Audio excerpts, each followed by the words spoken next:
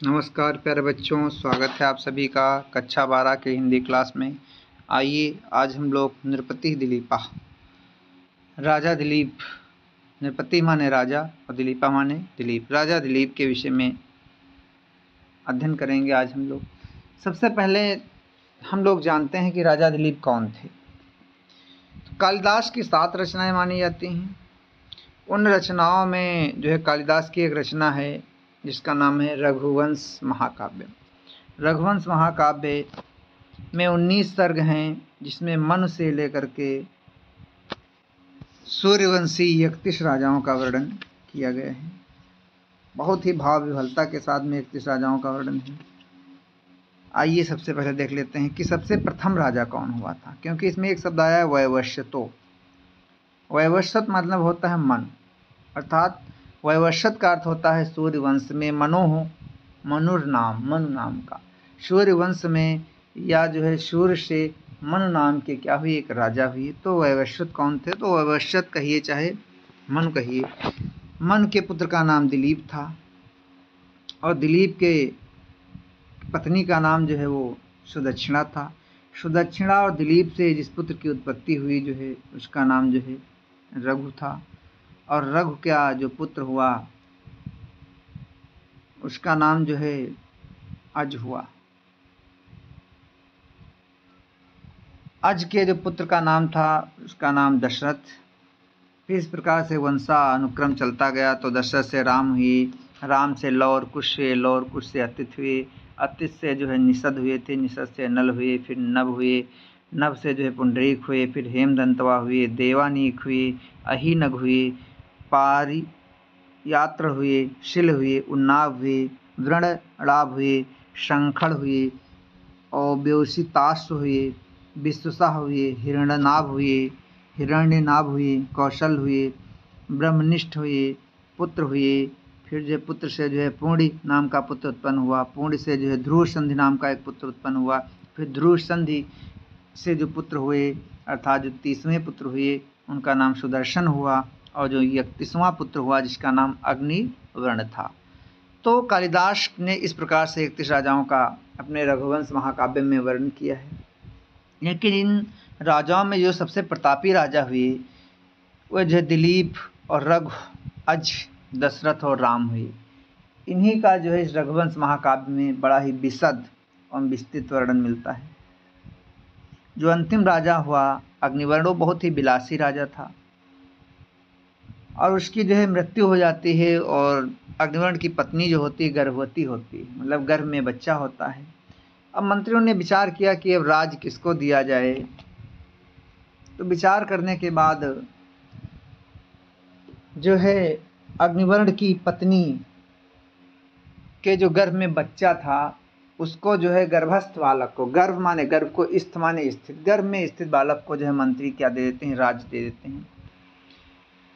तो इस प्रकार से जो है ये, और दूसरी चीज़ एक ये है कि जो ये हमारे पाठ्यक्रम में कक्षा 12 के पाठ्यक्रम में जो श्लोक दिए गए हैं नृपति दिलीपा, राजा दिलीप का जिसमें वर्णन है, ये संपूर्ण श्लोक रघुवंश के प्रथम सर्ग से हैं।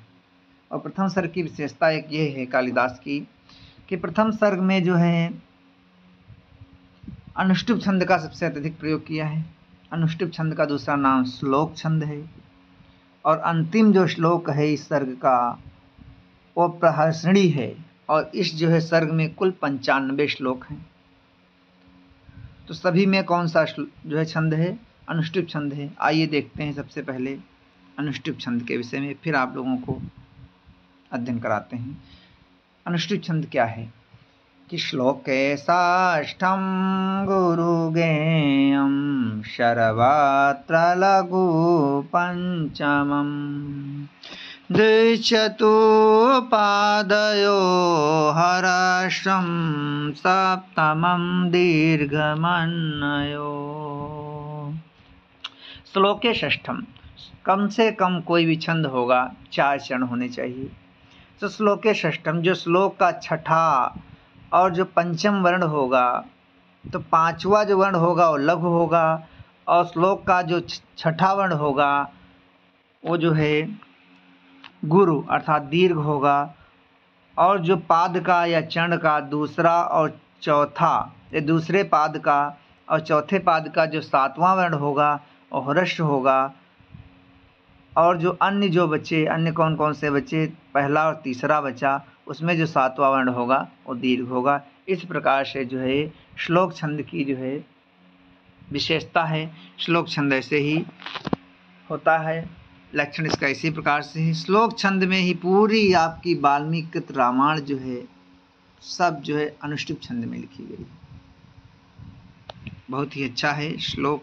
आइए देखते हैं कि रघुवंश महाकाव्यम कालिदास की प्रसिद्ध रचना है। इसमें 19 सर्गों में मनु से लेकर के 31 सूर्यवंशी राजाओं के जीवन का वर्णन है। इसमें दिलीप, रघु, अज, दशरथ, राम के जीवन का विशद एवं विस्तृत वर्णन मिलता है। अभी मैंने 31 राजाओं के नाम गिनाए हैं आपको, वही राजा हैं दिलीप।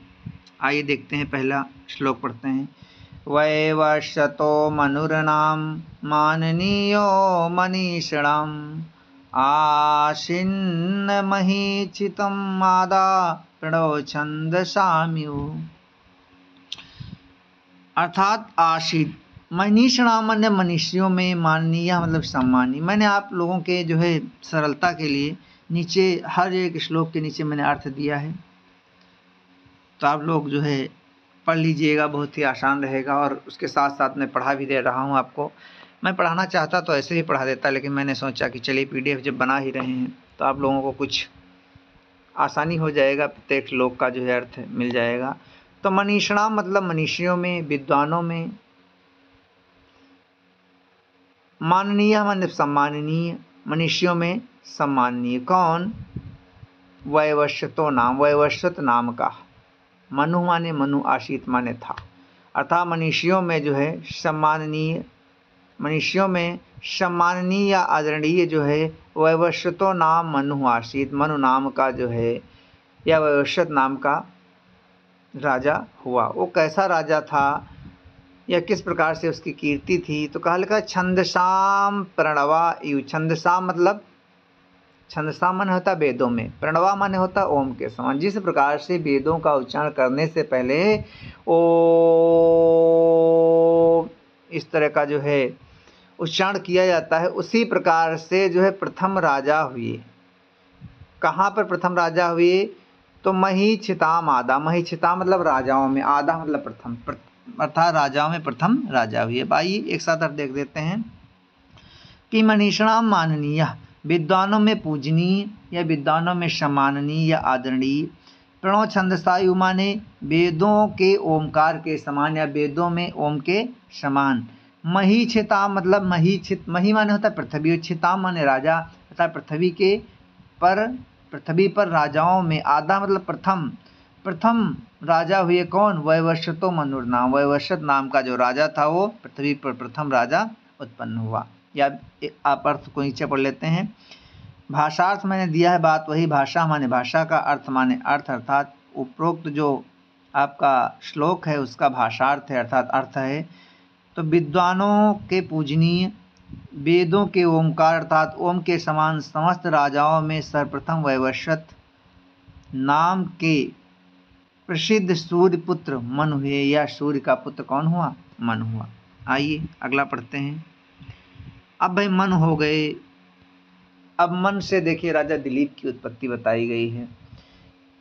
तदनवे शुद्धिमती प्रसूता शुद्धिमत्तरा दिलीप इति राजेंद्र इंदु इंदु क्षीर निधाविव।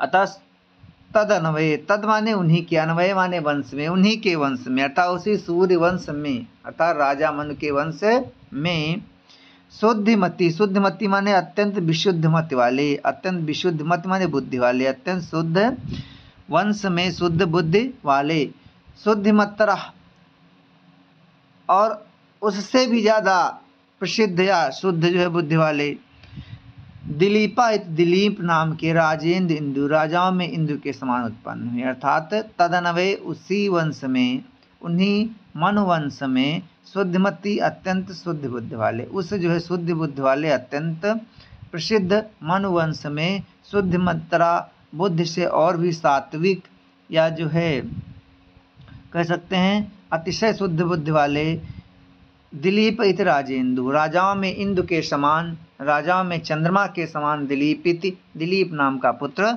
उत्पन्न हुआ। और दिलीप कैसे थे तो लिखा है कि क्षीर निधा इंदु यु प्रसूता। क्षीर निधो माने क्षीर निधि से, जैसे क्षीर सागर से, इंदु माने चंद्रमा और प्रसूता माने जन्मा, यु माने समान। जिस प्रकार से जो है क्षीर सागर से चंद्रमा की उत्पत्ति हुई, अर्थात क्षीर सागर कैसा हो जाता है, शुद्ध होता है, निर्मल होता है, उसी प्रकार से जो मनु नाम के प्रथम राजा इस संसार में उत्पन्न हुए, उनसे जो है कौन, चंद्रमा के समान शुद्ध बुद्धि वाले जो है राजा दिलीप क्या हुए, उत्पन्न हुए। ये प्रसूता माने जन्मे। यू लिखा है, यू अर्थात समान। यहाँ पर से, सी, सम, समान, सरिस शब्दों का प्रयोग होता है तो कौन सा अलंकार होता है, उपमा अलंकार होता है। उसी प्रकार से और दूसरी चीज कहा भी गया है कि उपमा कालिदासस्य, उपमा के लिए कालिदास जो है प्रसिद्ध है। भारवे अर्थ गौरवम, उपमा कालिदासस्य भारवे अर्थ गौरवम, दंडिना पदलालित्यम माघे संति त्रयो गुणा। मतलब उपमा कालिदास, कालिदास जो है उपमा के लिए प्रसिद्ध हैं। और भारवे अर्थ गौरव, जो महाकवि भारव हैं वो अर्थ गौरव के लिए, और दंडी जी जो हैं वो पदलालित्य के लिए। लेकिन उपमा, पदलालित्य और अर्थ गौरव तीनों का जो समावेश है वो जो है महाकवि माघ के जो है रचनाओं में मिलता है। आइए नीचे अर्थ को भी हम पढ़ देते हैं जब लिखे ही हैं भाषार्थ, कि उस वैवस्वत या मनु के सर्वथा विशुद्ध वंश में, अर्थात विशुद्ध माने अत्यंत शुद्ध वंश में या अत्यंत जो शुद्ध बुद्धि वाले वंश में, अतिशय विशुद्ध, अतिशय विशुद्ध मतलब अत्यंत विशुद्ध माने बुद्धि वाले दिलीप नाम के प्रसिद्ध अर्थात राजाओं में इंद्र के समान जो है श्रेष्ठ राजा दिलीप हुए। जिस प्रकार क्षीर सागर में चंद्रमा की उत्पत्ति हुई, उसी प्रकार सूर्यवंश में मनु से राजा दिलीप की उत्पत्ति हुई। और सभी में जो उपमा अलंकार है, छंद जो है आपका अनुष्टुप छंद है। आगे देखते हैं तीसरा श्लोक, भीमा कांतई नृपगुणई सा बभोपजीविनाम आधृष्य चा अभिगम्य चा यादो रत्नैरिवार्णवः रिवार्णवः। बहुत ही अच्छा श्लोक है। भीमा कांति, भीम माने होता भयंकर, कांति माने शरीर वाले। तो राजा कभी भयंकर कांति वाला शरीर हो नहीं सकता है, ये भयंकर होगा तो प्रजा का पालन कैसे करेगा। तो भीमा कांति का अर्थ होता है एक विशाल काय शरीर वाले, विशाल काय शरीर वाले। और नृप गुणई माने राजाओं के गुणों से युक्त। राजाओं का गुण क्या होता है, पराक्रम है, दया है, दाक्षिण्य है, उदारता है, इस प्रकार के जो राजा के गुण होते हैं। तो भीमा कांतई अर्थात विशाल काय शरीर वाले, नृपगुणई राजाओं के गुणों से युक्त, शाह माने वह कौन, राजा दिलीप। उपजीवी नाम, उपजीवी नाम का अर्थ होता है, उपजीवी किसे कहते हैं, उपजीवी मतलब आश्रित, सेवक जन या प्रजाजन नो की क्या करने वाले, सेवा करने वाले, प्रजाजनों की क्या करने वाले, सेवा करने वाले थे। मतलब विशाल काय मनोरम राज नृपगुणई राजाओं के गुणों से युक्त, शाह माने वह राजा दिलीप। उपजीवी नाम मतलब क्या करने वाले, अपनी प्रजाजनों की जो है वो या आश्रित जनों की जो है सेवा करने वाले या उनकी देख रेख करने वाले। जैसे यादव रत्नई, आदव रत्नई अर्थात आदिकाल से, रत्नई माने रत्नों को जन्म देने वाला, आर्णवः माने समुद्र की, यु माने समान। जैसे ये समुद्र क्या है, आदिकाल से क्या देता है, रत्नों को जन्म देता है। उसी प्रकार से राजा दिलीप क्या करते थे, अदृश्य, अदृश्य, अदृश्य माने क्या होता है, अदृश्य चा अभिगम्य चा, अतिक्रमण और आश्रय के योग्य। अदृश्य माने होता अतिक्रमणी, अनतिक्रमणी अर्थात अतिक्रमण ना करने वाले, अर्थात आश्रितों के क्या करने वाले, आश्रितों का पालन करने वाले। अब एक साथ अर्थ देख लेते हैं। भीमा कांतई मतलब विशाल काय और मनोरम शरीर वाले, नृपगुणई सहसा माने वह कौन, राजा दिलीप। नृपगुणई राजाओं के गुणों से युक्त अर्थात पराक्रम, दया, दाक्षिण्य, उदारता आदि गुणों से युक्त। उपजीवी नाम मतलब सेवकों की देख रेख करने वाले, अपनी प्रजा का कल्याण कह सकते हो, कल्याण करने वाले। किस प्रकार से, आदौ रत्नई आर्णव इव आदृश्य। जिस प्रकार से आर्णव माने समुद्र, आदौ रत्नई आदि काल से रत्नों को देता है, उसी प्रकार से अभिगम्यश्च बभूव, उसी प्रकार से राजा दिलीप जो अपने प्रजाजनों की या सेवकों के लिए जो क्या थे, आश्रयणीय थे या आश्रय देने वाले थे या उनका जो है पालन पोषण करने वाले थे। आइए देख लेते हैं भाषार्थ को। लिखा भी मैंने, विशाल काय मनोरम राजोचित, राजो मतलब राजाओं के लिए उचित, गुणों से युक्त, पराक्रम प्रभाव दया दाक्षिण्य आदि के कारण वे राजा दिलीप जल जंतुओं एवं रत्नों से समुद्र की भांति अपने आश्रित सेवक एवं प्रजाजनों के लिए जो सेवनीय कह सकते हो गए या आश्रयणीय मतलब आश्रय देने वाले, सहारा देने वाले हो गए। आइए अगला श्लोक पढ़ते हैं। रेखा मात्रमपि छोड़्याद मनोह वर्तमनः परम न व्यतीयो प्रजातस्य नियंतुम नेमि वृत्तयः। नेमि वृत्तयः, नियंतु, नियंतु माने नियंत्रण करने वाला, तस्य माने उनके द्वारा, किसके द्वारा, मनोह मनु के द्वारा बनाए गए, मार्ग पर क्या करने वाले, नेमि वृत्तयः अनुसरण करने वाले, मतलब तस्य उन राजा मनु के द्वारा बनाए गए जो नेमि वृत्तयः मतलब नियमों का पालन करने वाली, प्रजा माने प्रजा थी, अर्थात जो प्रजा थी और राजा मनु के द्वारा बनाए गए मार्ग का क्या करने वाली थी, अनुसरण करने वाली थी। किस प्रकार से, जैसे आत्मनो अपनी, आत्मनो प्रजा या प्रजा आत्मनो अपनी प्रजा को छोड़्यात, छोड़्यात, छोड़्यात माने प्रचलित, छोड़्यात माने प्रचलित, वर्तमानम माने मार्ग पर, और रेखा मात्र माने एक पल भी या एक इंच भी, ना माने नहीं, वितुयु माने क्या हुआ, अलग नहीं हुई, अलग नहीं हुई। अर्थात अब एक साथ अर्थ देख सकते हैं कि रेखा मात्र माने एक रेखा मात्र भी, छोड़्याद माने प्रचलित प्रसिद्ध, मनोह वर्तमनः, मनोह माने राजा मनु के द्वारा बनाए गए, वर्तमान माने मार्ग पर, परम माने श्रेष्ठ, राजा मनु के द्वारा बनाए गए श्रेष्ठ मार्ग पर प्रजा क्या किया, प्रजा ने उसी प्रकार उसका अनुसरण किया, क्योंकि प्रजा कैसी थी, प्रजा तस् नियंतुम नेमि वृत्तयः, प्रजा जो है नियमों, नियंतुम माने नियंत्रित को रखने वाले थे, कौन, राजा दिलीप, अपनी मतलब मनु के द्वारा बनाए गए मार्ग पर चलाने में समर्थ थे या उस पर जो है चलाने के लिए जो है नियंत्रित करने वाले थे, कौन, राजा दिलीप। प्रजा तस्य उनकी प्रजा, उनकी प्रजा, तस्य माने उनकी, प्रजा माने प्रजा, उनकी प्रजा, किसकी प्रजा, राजा दिलीप की प्रजा, नियंतुम नेमि वृत्तयः, नियंतुम माने नियंत्रण में रहते थे, क्यों रहते थे, क्योंकि नेमि वृत्तयः उसी मार्ग का वो क्या करती थी, अनुसरण करती थी। आइए देखते हैं अर्थ, भाषार्थ।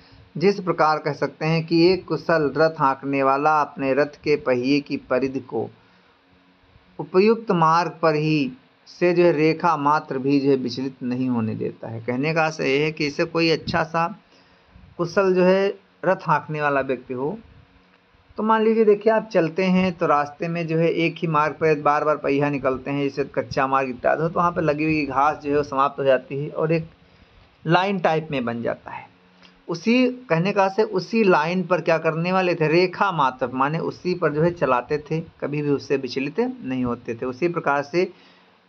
उसी प्रकार कुशल शासक दिलीप के राज्य में परंपरा का पालन करने वाली प्रजा महाराज मनु के बताए गए जो है वर्णाश्रम धर्मादि मार्ग से तनिक भी विचलित नहीं हुई, अर्थात मनु के द्वारा बताए गए मार्ग पर ही क्या करती थी, जो प्रजा थी चलती थी या उसका अनुसरण करती थी। आइए 5वां श्लोक देखते हैं। इसमें जो है राजा दिलीप के आकार इत्यादि का वर्णन किया गया है। देखिए कैसा है, आकार सदृश प्रज्ञा, प्रज्ञा सदृश आगमा, आगमयी सदृश आरंभा, आरंभ सदृशयोदय। आकार सदृश प्रज्ञा, आकार माने आकार के समान, शरीर के समान या आकृति के समान, क्या, प्रज्ञा माने बुद्धि। जिस प्रकार वे राजा दिलीप अत्यंत सुंदर थे और आकृति से क्या थे, जैसे वे आकृति से श्रेष्ठ थे वैसे क्या थे, प्रज्ञा माने बुद्धि थी। फिर से देख लीजिए आप लोग। आकार सदृश्या प्रज्ञा, जिस प्रकार से राजा दिलीप का आकार था, पहले ही पढ़े भीमाकांति मतलब विशाल काय वाले, विशाल शरीर वाले। जिस प्रकार से राजा दिलीप विशाल शरीर वाले थे, उसी प्रकार से तो बुद्धि भी क्या होगी, विशाल होगी, श्रेष्ठ होगी। तो आकार सदृश्या प्रज्ञा, उसी आकार के अनुरूप उनकी बुद्धि भी श्रेष्ठ थी, या श्रेष्ठ बुद्धि वाले थे। और प्रज्ञा सदृश्या आगमा, और बुद्धि वाले जैसे उनकी प्रज्ञा माने बुद्धि थी, तो सदृश्या माने समान, आगमा मतलब क्या हुआ, उनमें जो आगमन हुआ किसका, उसी प्रकार से जो है उनमें जो है गुणों का क्या हुआ, आगमन हुआ। फिर क्या है, आगमयी सदृश आरंभा, आगम के समान ही क्या हुआ, आरंभा, जैसे उसमें आगम आए, जैसे उसमें शास्त्र इत्यादि वेद वेदांगों का उनको ज्ञान हुआ, वैसी सदृशा आगमयी सदृश आरंभा, अर्थात आगम के समान ही उन्होंने क्या किया, आरंभ किया। और आरंभो सदृश, आरंभ सदृशोदय, जिस प्रकार से भाई यदि बुद्धि होगी और उसके बाद जो है वेद वेदांगों का ज्ञान होगा, और उन्हीं प्रकार से उसी प्रकार से क्या होगा, आरंभ ही होगा, और आरंभ के बाद में उदय अर्थात उत्थान भी उसी प्रकार से होगा, या उसका व्यक्ति का विकास भी उसी प्रकार से होगा। सही भी है कि जिस प्रकार से हमारा शरीर होगा, उसी प्रकार से हमारी बुद्धि विकसित होगी, और जैसी बुद्धि होगी वैसा ही हमारे अंदर ज्ञान आएगा, जैसा ज्ञान होगा वैसा ही हम कार्यों का प्रारंभ करेंगे, और जैसा कार्य का प्रारंभ करेंगे वैसे ही हमें क्या होगा, आरंभ सदृशो दया, दया माने होता है फल की प्राप्ति, वैसे ही जो मुझे क्या होगी, फल की प्राप्ति होगी। आइए भाषार्थ को देख लेते हैं कि वे राजा दिलीप अपनी सुंदर आकृति के अनुरूप श्रेष्ठ बुद्धि वाले, और बुद्ध के अनुरूप ही क्या थे, बुद्ध के अनुरूप ही उनमें जो है वेद शास्त्रों में ज्ञान करने वाले, और वेद शास्त्रों के अनुकूल कार्य का आरंभ करने वाले, तथा आरंभ किए गए कार्यों के अनुरूप फल प्राप्त करने वाले थे। कौन, राजा दिलीप।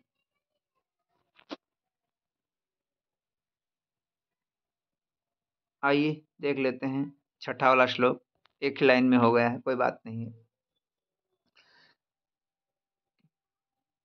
प्रजानामेव भूतार्थं साताभ्यो बलिं गृहीत, सहस्त्रगुण उत्सृष्टुम् आदते ही रसम रवि। शाह माने वह, कहाँ से अर्थ लेंगे, शाह से, शाह, शाह माने वह कौन, वह राजा दिलीप।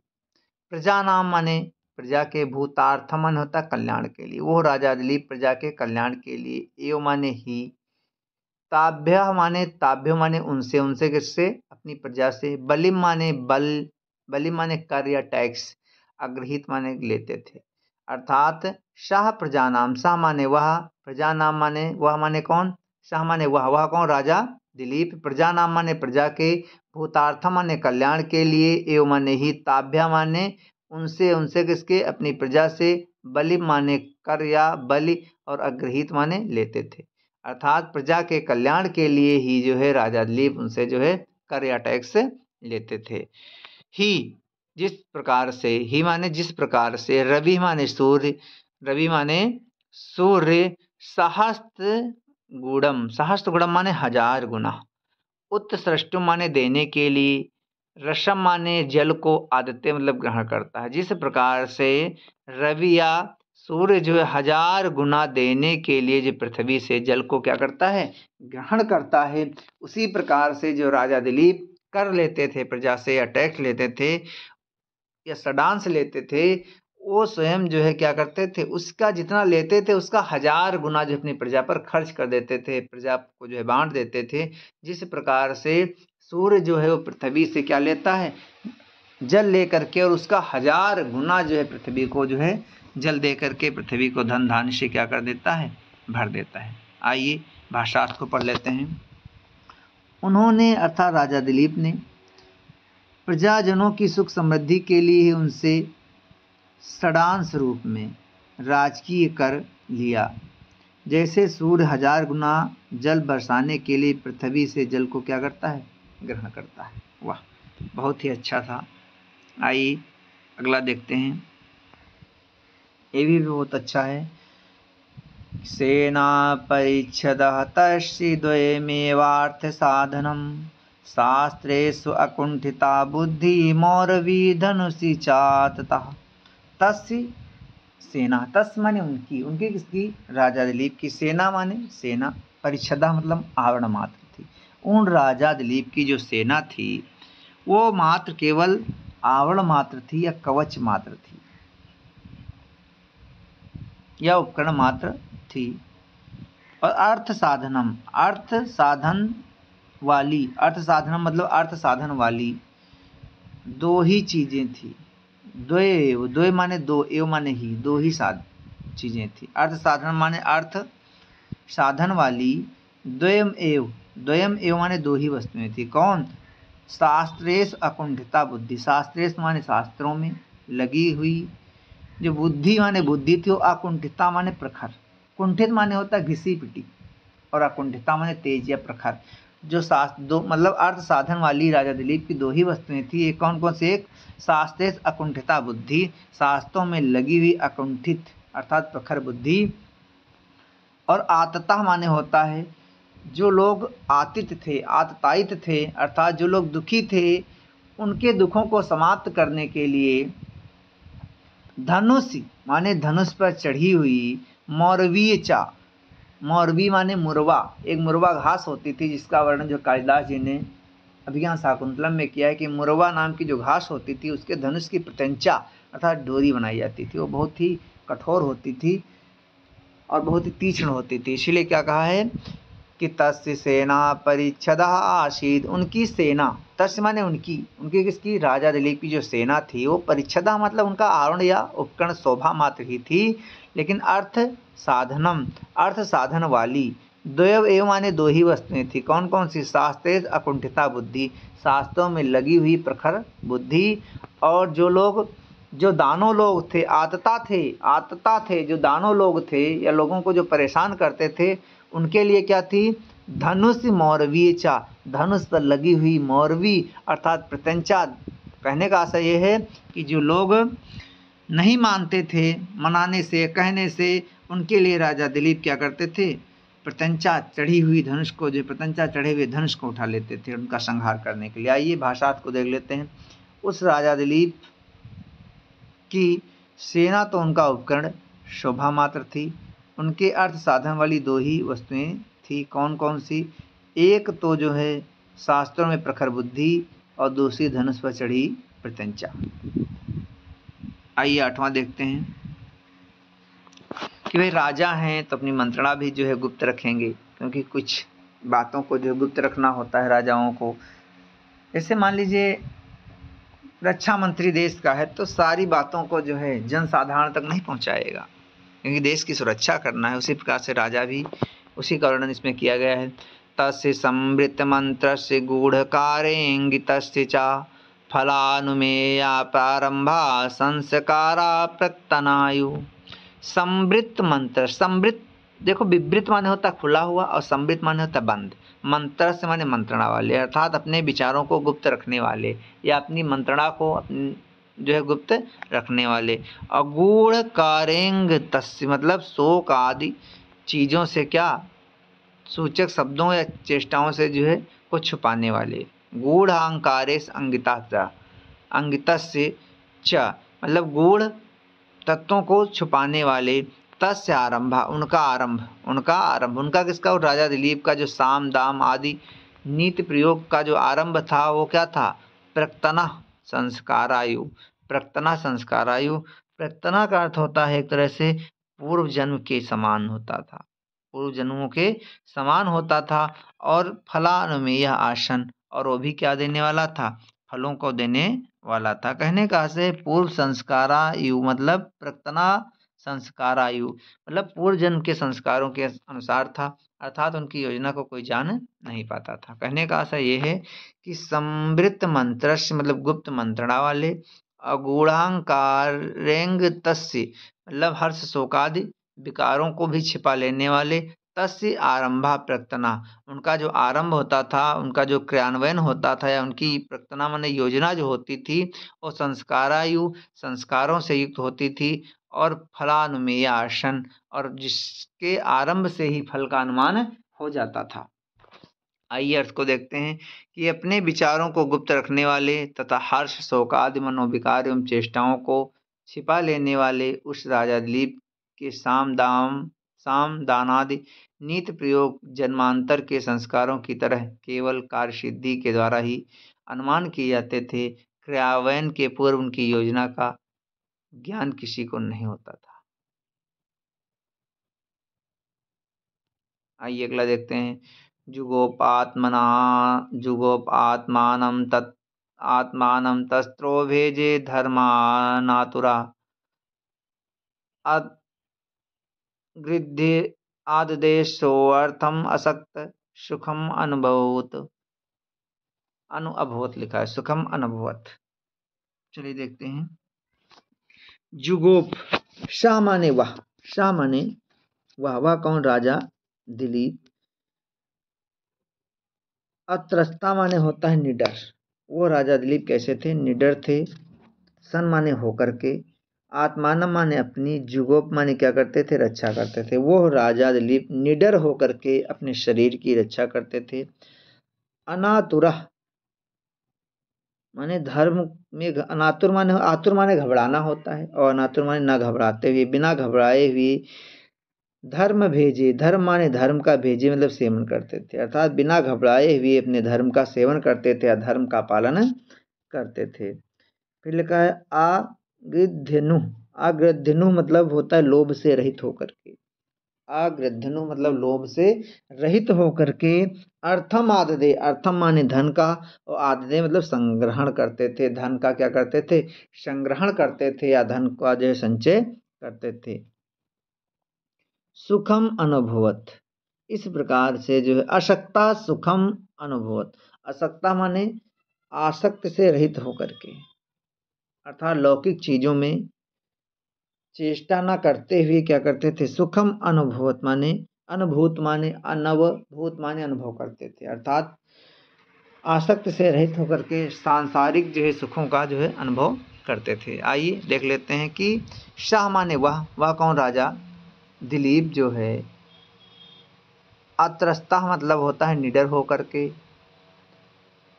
आत्मानम जुगोप अपने शरीर की रक्षा करते थे। अनातुरा मतलब बिना घबराए हुए। धर्म भेजे धर्म का क्या करते थे? पालन करते थे। अगृध्यनु मतलब होता है लोभ से रहित होकर के। अर्थम आददे अर्थ का संचय करते थे, या अर्थ का संग्रहण करते थे, या धन का को जो है संग्रहित करते थे।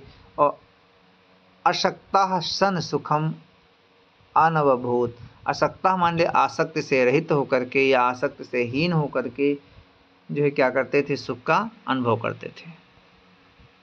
आइए 10वां देखते हैं, बहुत ही अच्छा है भी।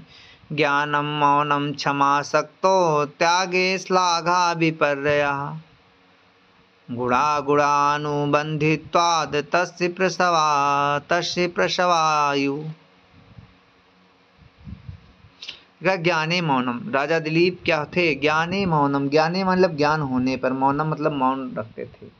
राजा दिलीप ज्ञानवान होते फिर भी वो क्या रखते थे? मौन को धारण रखते थे, मतलब बिना मतलब बोलते चालते नहीं थे, या डींग नहीं हाँकते थे कह सकते हो, या अपनी बड़ाई प्रशंसा नहीं करते थे। कब? ज्ञानी मौनम, ज्ञान होने पर। जबकि आधुनिक युग में क्या है, एक व्यक्ति को जरा सा ज्ञान हो गया तो बहुत ही डींग हाँकने लगता है, बहुत अपनी प्रशंसा करने लगता है। लेकिन राजा दिलीप कैसे थे कि ज्ञाने मौनम, ज्ञान होने पर भी राजा दिलीप मौन रहते थे। सक्तौ क्षमा, सत्य होने पर भी क्षमाशील थे। अब आज देख लीजिए क्या है, जरा सा पड़ोसी जो है सशक्त है तो जो पड़ोसी और दूसरा जो है निर्बल है बेचारा, शक्ति से हीन है, तो परेशान करते रहते हैं। लेकिन राजा दिलीप, उस समय का काल क्या था कि ज्ञाने मौनम, ज्ञान होने पर भी राजा दिलीप क्या रहते थे? मौन रहते थे, अपनी बड़ाई अपनी प्रशंसा स्वयं नहीं करते थे। क्षमा सक्तो, या सक्तो क्षमा, कि शक्तिशाली होते हुए या बलशाली होते हुए भी क्या करते थे? क्षमाशील थे, सभी को क्षमा करते थे। श्लाघे, त्यागे श्लाघे विपर्यया, त्यागे मतलब त्याग करने पर, दान इत्यादि देने पर। श्लाघा मतलब प्रशंसा से, विपर्यया मतलब रहित रहते थे, अर्थात वो स्वयं प्रशंसा अपनी नहीं करते, ये दान दे देते थे त्यागे मतलब होता त्याग करने पर, दान देने पर। तो दान दे देते थे तो कभी भी जो है अपनी स्वयं प्रशंसा नहीं करते थे। फिर है तस्य गुणा, तस्य माने उनके, गुणा माने गुण, अर्थात उस राजा के गुण। गुणानुबंधित्वात्, गुणानुबंधित्वात् मतलब जो होता है गुण और गुणों के सहचर, गुण और गुणों के सहचर क्या रहते थे, बंधित्वात् मतलब मानो गुण और गुणों के साथ रहने वाले उनके जो सहचर थे वो ऐसा लगता था कि मानो बंधित्वाद सहोदर हैं, सगे भाई हैं, इस प्रकार से। तस्य सप्रसवायु, तस्य माने उनके, सप्रसवायु माने भाई हों या उनके जो उनकी एक ही माता से उत्पन्न हुई हो, ऐसे जो है राजा दिलीप के गुण थे। फिर से बताएं आपको अर्थ कि ज्ञाने मौनम, राजा दिलीप ज्ञान होने पर भी मौन रहते थे, अर्थात स्वयं अपनी बड़ाई या प्रशंसा नहीं करते थे। सक्तो क्षमा, शक्तिशाली होते हुए भी जो है क्षमाशील थे। त्यागे श्लाघ विपर्या, त्याग करने पर, दान देने पर भी जो है वो स्वयं जो है अपनी प्रशंसा से रहित थे, अर्थात स्वयं प्रशंसा नहीं करते। तस्य गुणा, उनके गुण, उस राजा दिलीप के गुण। गुणान बंधित्वात्, अर्थात गुणान बंधित्वात् का अर्थ होता है कि गुणों से बंधता रखने वाले या गुणों के सहचरी कारण, गुणों के जो सहचर होते हुए उनके कारण जो है बंधित्वात् मतलब भाईचारे के कारण या भ्रात भाव के कारण, मानो सप्रसवायु एक साथ ही जन्मे हों, इस प्रकार से जो है राजा दिलीप जो है रहते थे।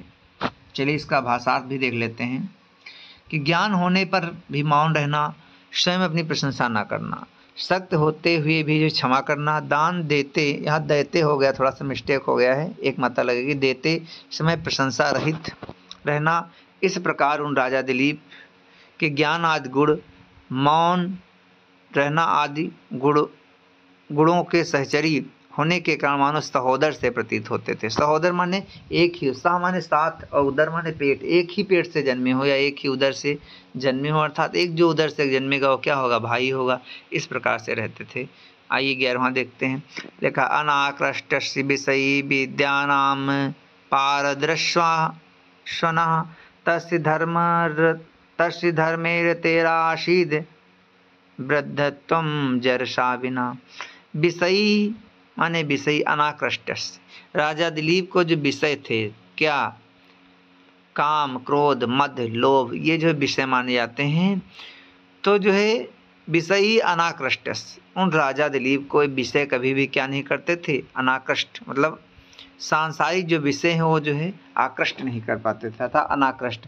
और विद्या नाम पारदर्शना, विद्या नाम मतलब 14 विद्याएं मानी जाती हैं, 14 विद्याओं में पारदर्शना मतलब होता है पारंगत, 14 विद्याओं में क्या थे, वो पारंगत थे।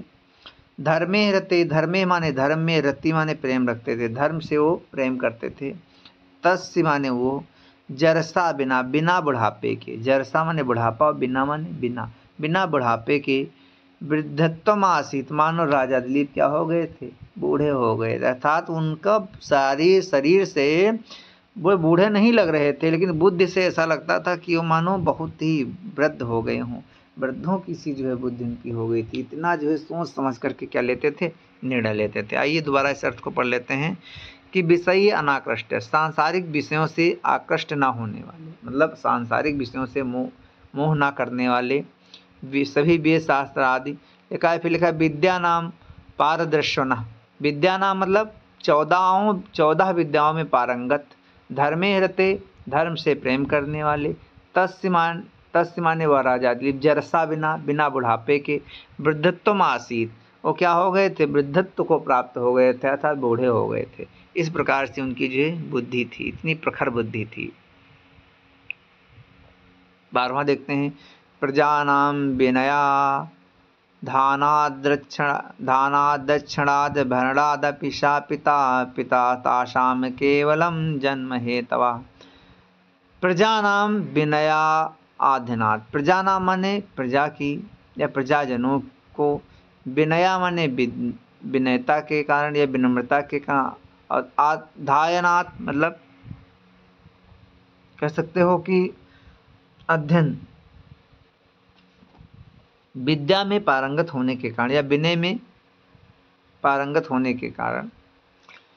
रक्षणात् भरणात्, रक्षणात् मतलब वो रक्षा करने के कारण, भरणात् मतलब भरण पोषण करने के कारण, अपमाने भी, सह माने वह, पिता आशीत वो क्या थे, पिता थे। फिर से देखते हैं कि प्रजाजनों को, प्रजानाम प्रजाजनों को, विनया माने विनम्रता आदि की, अध्ययनात् माने शिक्षा देने वाले, अर्थात प्रजाजनों की विनम्रता आदि शिक्षा देने के कारण, रक्षणार्थ रक्षा करने के कारण, भरणार्थ उनका भरण पोषण करने के कारण, अपमाने भी, सह माने वह राजा दिलीप, पिता माने पिता, आशीत माने थे, अर्थात प्रजाजनों पर विनय रखने के कारण, उनकी जो है रक्षा करने के कारण, शिक्षा देने के कारण और उनका भरण पोषण आदि करने के कारण वो मानो पिता थे। किसके, प्रजा नाम, प्रजा के पिता थे। तासाम पिता तु, पितरह तु, तासाम माने उस प्रजा का, पितरह माने पिता, तु माने तो, जन्म हेतवः केवलम आसन, जन्म का हेतु था या कारण था, मतलब उन प्रजा का जो पिता था वो केवल जन्म देने का कारण था, बल्कि वास्तव में प्रजा का भरण पोषण करने के कारण, विनय के कारण, विनय का अध्ययन कराने के कारण और अच्छा करने के कारण, भरण पोषण आदि के कारण ऐसा मालूम पड़ता था कि मानो राजा दिलीप ही क्या हो, इनके पिता हों। आइए भाषार्थ देख लेते हैं। प्रजाजनों को विनम्रता आदि की शिक्षा, वृद्धता करने से तथा अन्नादि से पोषण करने से भी वो जो है राजा दिलीप ही उनके पिता थे। प्रजाजनों के पिता तो केवल उनके जन्म देने के कारण ही थे, मतलब उनका कारण जो जन्म का कारण वो केवल पिता था, बाकी जो है पिता के तुल्य कौन, राजा दिलीप ही उनका जो है पालन पोषण करते थे। आइए देखते हैं 13वां। दुदोहगां सायज्ञाये सस्याय मधवादिवं संपदे विनिमयमयो न उभौ दधतु भुवनं द्वयम्। शाह माने वह कौन, राजा दिलीप, यज्ञाय यज्ञ के द्वारा, गाम माने पृथ्वी का, दुदोह मतलब दोहन किया, अर्थात राजा दिलीप ने जो है यज्ञ के लिए ही पृथ्वी का क्या किया, दोहन किया। मधवा माने इंद्र, सस्याय माने अन्न के लिए, दिवम माने स्वर्गलोक से, दुदोह मतलब दोहन किया, और जो है इंद्र ने अन्न के लिए ही स्वर्ग का क्या किया, दुदोह मतलब दोहन किया। एव माने इस प्रकार से, उभव माने दोनों, उभव माने दोनों, दोनों कौन, एक तो राजा दिलीप ने, राजा दिलीप और दूसरा कौन, इंद्र, दोनों ने संपद विनयन, संपद माने संपत्ति का, विनिमय मतलब आदान प्रदान करने के लिए, अर्थात संपत्ति का जो है आदान प्रदान करने के लिए, भुवन द्वयम दोनों भुवनों को, अर्थात स्वर्गलोक और पृथ्वी लोक, दधतु मतलब धारण किया, अर्थात भूलोक और स्वर्गलोक को या देवलोक को क्या किया, धारण किया। आइए फिर से देखते हैं अर्थ। साह माने वह राजा दिलीप, यज्ञाय मतलब यज्ञ के लिए, गाम माने पृथ्वी का, दुदोह मतलब दोहन किया, अर्थात राजा दिलीप ने यज्ञ के लिए ही केवल पृथ्वी का दोहन किया। मधवा मतलब इंद्र ने, सस्याय अन्न के लिए ही, दिवम माने स्वर्ग का, दुदोह मतलब दोहन किया, एव माने इस प्रकार से, उभव माने दोनों, उभव माने दोनों, दोनों को राजा दिलीप और इंद्र जो है संपद विनयन, अर्थात संपत्ति का आदान प्रदान करने के लिए उन दोनों लोकों, भूलोक और जो है देवलोक, अर्थात स्वर्गलोक और पृथ्वी लोक, भूलोक मतलब पृथ्वी लोक, भुवन द्वयम दधतु, भुवम माने भुवन और द्वयम माने दोनों को, दधतु मतलब धारण किया। आइए नीचे अर्थ लिखा भी, भाषा पढ़ते हैं कि राजा दिलीप ने यज्ञ करने के लिए पृथ्वी का और इंद्र ने अन्न के लिए स्वर्ग का दोहन किया। इस प्रकार संपत्ति के आदान प्रदान से उन दोनों ने दोनों लोकों, भूलोक देवलोक, भूलोक मतलब पृथ्वी लोक और देवलोक मतलब स्वर्गलोक को धारण किया। आइए 14वां देखते हैं। दवेयो अपि सम्मता शिष्टतस्या तस्य यथौषधं त्याज्यो दुष्टा प्रियोऽप्यासीद अंगुली ओरगच्छता। शिष्ट माने शिष्ट व्यक्ति, शिष्ट व्यक्ति या अच्छा व्यक्ति, शिष्टा माने शिष्ट व्यक्ति, द्वेष्यो अपि द्वेषी हो मतलब जलन रखता हो, तब भी आर्तस मतलब रोगी के लिए, आर्तस मतलब रोगी के लिए, औषधम औषधि मतलब श्रेष्ठ व्यक्ति, द्वेषो अपि शिष्ट व्यक्ति है, अच्छा व्यक्ति है, और द्वेषो अपि तो द्वेष रखता है, जलन रखता है, तब भी क्या है, अच्छा है। आर्थ मतलब जलन रखता है तब भी क्या है, अच्छा है। लेकिन औषधम यथा, आर्तस माने रोगी के लिए, औषधम यथा माने जैसे, जैसे रोगी के लिए औषधि। तस्य समस्तम, तस्य माने उसका, समस्तम माने संपूर्ण, या अभीष्ट है, उसके लिए अभीष्ट है। जिस प्रकार से शिष्ट व्यक्ति हो, द्वेषो वो द्वेष रखता हो, तब भी क्या है, सम्मता आसीत, उचित ही है। अर्थात ऐसे व्यक्ति को, जो शिष्ट व्यक्ति हो लेकिन वो द्वेष रखता हो, तो सम्मता आसीत, उसको सम्मत कर लेना चाहिए, अतः उसे अपना बना लेना चाहिए। लेकिन किस प्रकार से, आर्तस्य औषधम, वो जो है आर्त के लिए जिस प्रकार से दवाई क्या होती है, औषधि के समान होती है, उसी प्रकार से राजा दिलीप अभीष्ट थे प्रजाजन के लिए। दुष्टा प्रिया अपि, दुष्टा माने दुष्ट, प्रिया माने प्रिय होता है, अप माने भी, उरग छतः अंगुली, उरग छतः अंगुली, दुष्टा माने दुष्ट, प्रिया, दुष्ट माने दुष्ट, प्रिया माने प्रिय होता है। दुष्ट जो है प्रिय होता है, तब उसे अपना लेना चाहिए। लेकिन उरग छतः अंगुली, और उरग माने होता है उर्छा, उर्सा गच्छति इति उर्गा, मतलब जो छाती के बल चलता उसे उरग अर्थात सर्प कहेंगे। तो उरगत छता, सर्प के द्वारा काटी गई। अंगुली माने अंगुली को, त्याज्या ही वासित, जो है वो व्यक्ति जो है त्याज्य होता है। जो कौन, जो दुष्ट हो वो। चलिए देखते हैं फिर से, या इसी प्रकार से आपने एक पढ़ा होगा श्लोक जो है कक्षा 12 में, कि जो है साहित्य संगीत कला विहीना, साक्षात पशुपुच्छ विषाणहीना, ये भी आप लोगों ने पढ़ा होगा। और विष से भरे हुए जिस प्रकार से घड़े को त्याग दिया जाता है, विष उसी प्रकार से जो है ऐसे मित्रों को भी त्याग देना चाहिए। ऐसा ही एक श्लोक आया हुआ है, वो भी बहुत ही प्यारा सा श्लोक है, बहुत ही अच्छा सुंदर सा श्लोक है। चलिए अभी यदि याद होता है तो अभी आप लोगों को बता देंगे कि कौन सा श्लोक है। तो क्या कहा है, शिष्ट व्यक्ति शत्रु होने पर भी रोगी के लिए औषधि के समान है। ही है राजा दिलीप को वह अभीष्ट था। मतलब शिष्ट व्यक्ति द्वेषो द्वेष करता हो, आर्तस्य औषधम, वो रोगी के लिए औषध के समान है। तस्य सम्मतम आसित, तस्य माने उनको, सम्मतम माने सम्मत या उचित, आसित माने था। किसको, राजा दिलीप को। ऐसा व्यक्ति क्या था, उचित था। जो द्वेषी, जो है क्या करता हो, शिष्ट हो लेकिन बेचारा हो द्वेष करता हो, ऐसे व्यक्तियों को क्या करते थे, राजा दिलीप जो हैं अपना लेते थे या उसको सम्मान देते थे। लेकिन दुष्टा प्रिया अपि, दुष्टा माने दुष्ट व्यक्ति प्रिय होकर के भी कैसे था, सर्प से काटी गई उंगली के भांति त्याज्य था। अर्थात सज्जन ही उनके बंधु थे, और दुष्टों को क्या कर देते थे, वे दुष्टों को भगा देते थे, दुष्टों को अपने पास में नहीं रखते थे। बहुत ही अच्छा श्लोक है। अगला देखिए 15वां और इस सेशन का जो है लास्ट श्लोक है। सा बेलाव प्रवलायम, सा बेलाव प्रवालयम परखीकृता, सागरम अनन्य शासन उर्वीम, शशासयक पुरीम इव, पुरीम इव।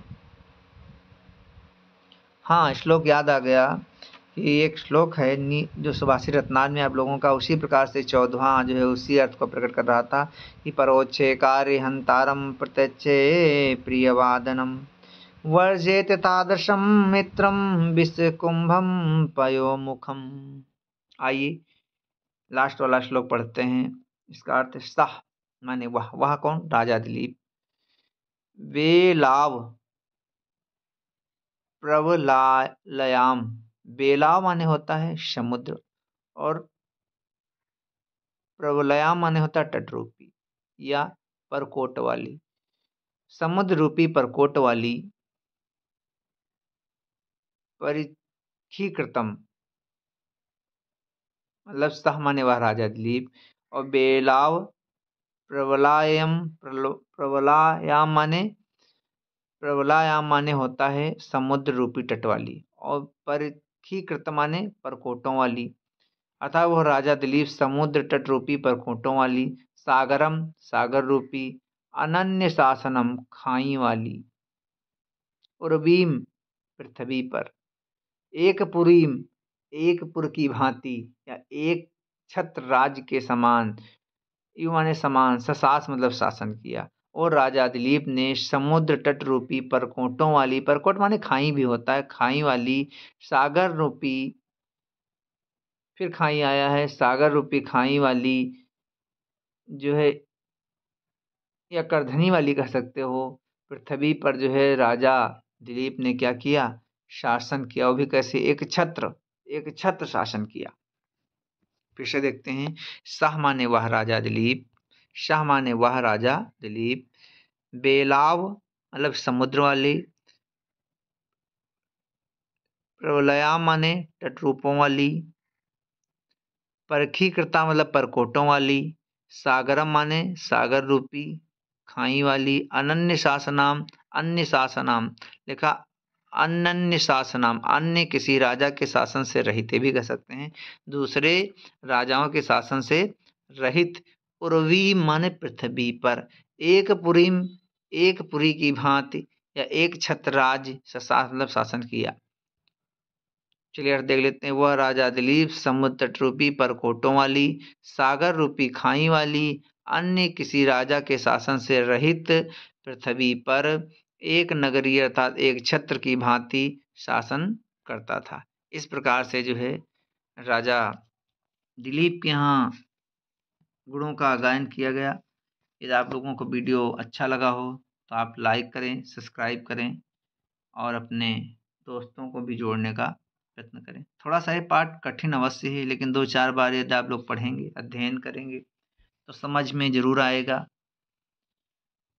क्योंकि थोड़ा सा कठिन है, कालिदास की रचना है। इसी कारण से मैंने एक-एक श्लोक का जो है अन्वय किया है और उसके बाद जो भाषार्थ मतलब उसका अर्थ दिखलाया है।